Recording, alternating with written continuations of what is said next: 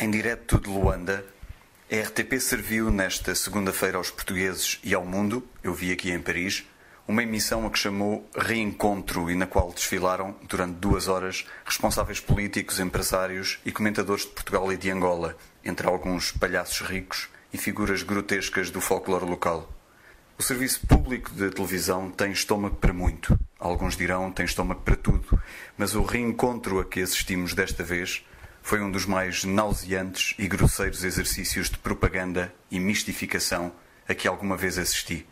A nossa televisão, a televisão paga por nós todos e que de certo modo é um pouco de cada um de nós, afetiva mas também politicamente, foi a Luanda socializar com os apparatchik do regime, nos quais deveríamos reencontrar, supostamente, uma Angola irmã, uma Angola feliz, uma Angola nova.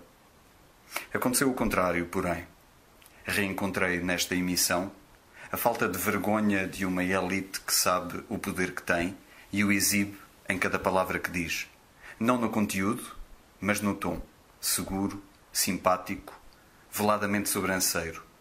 Aquela gente, as divas, os engravatados, os socialites, são ao mesmo tempo a couraça e as lantejoulas de uma clique produzida pela história recente de um país que combinou uma guerra de 30 anos e uma riqueza concentrada, basicamente, no petróleo.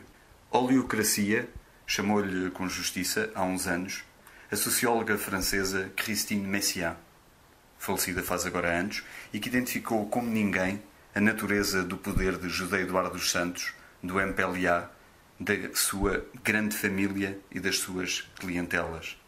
Em poucas linhas, a clique angolana, em torno do presidente, privatizou o Estado numa teia de clientes da economia política, digamos, num aparelho que controla, por um lado, a segurança e o uso da força, exclusivo e legítimo, claro está, e por outro, as contas vitais da República, como a do petróleo, a dos diamantes, do Banco Nacional e do Tesouro.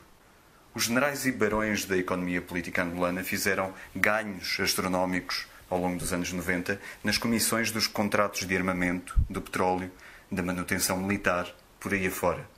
E depois usaram esses recursos em todos os negócios sensíveis, estratégicos, as empresas de segurança, as companhias de aviação, os setores das empresas públicas colocados em leasing, as companhias ligadas às Forças Armadas e à Polícia, etc., etc., etc. Um lucro incalculável e, melhor ainda, legal. Como bem explicou também Christine Messiaen, o controlo da economia pelo topo do poder político, juntando as altas patentes e o politburo informal do partido, usou e geriu a concorrência internacional, beneficiando da conivência, da colaboração ou da assistência de grupos estrangeiros na banca e no setor energético, apenas para citar alguns. É esta, resumindo, a face verdadeira da nova Angola. O novo poder económico é apenas a nova máscara do velho poder político. Uma maquilhagem sofisticada, mas ao mesmo tempo muito óbvia. O batom da ditadura, parafraseando o grande jornalista angolano Rafael Marques.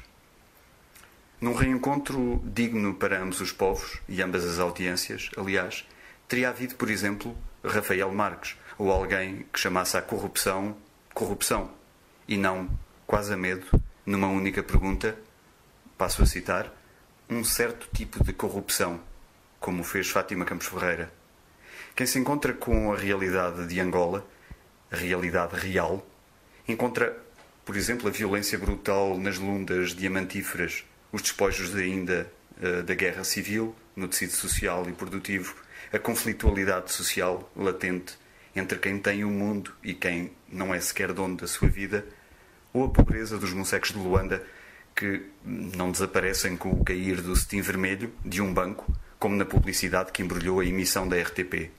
Já agora, gostaria de ter reencontrado, nesta emissão, outros portugueses, os milhares de compatriotas nossos que vão para Angola em fuga de um país sem esperança, o daqui, o nosso, como se ia nos anos 1950 e 60, e como então, enfiados como semi-escravos e semi-reféns, à mercê dos seus patrões, agora angolanos, num estaleiro, numa pedreira, numa fazenda, algures fora do alcance das visitas oficiais recebidas em Angola. Nesta emissão, enfim, Portugal confirmou que, como antes, tipicamente os nossos colonos, apenas temos, hoje, a subserviência quando a situação não permite o abuso. É no que estamos. Qual o objetivo do investimento angolano no estrangeiro? Perguntava a jornalista a determinada altura. A resposta foi dada pela própria emissão da RTP. O objetivo é respeitabilidade. Luanda, note-se, apenas compra aquilo que sabe que ainda não tem.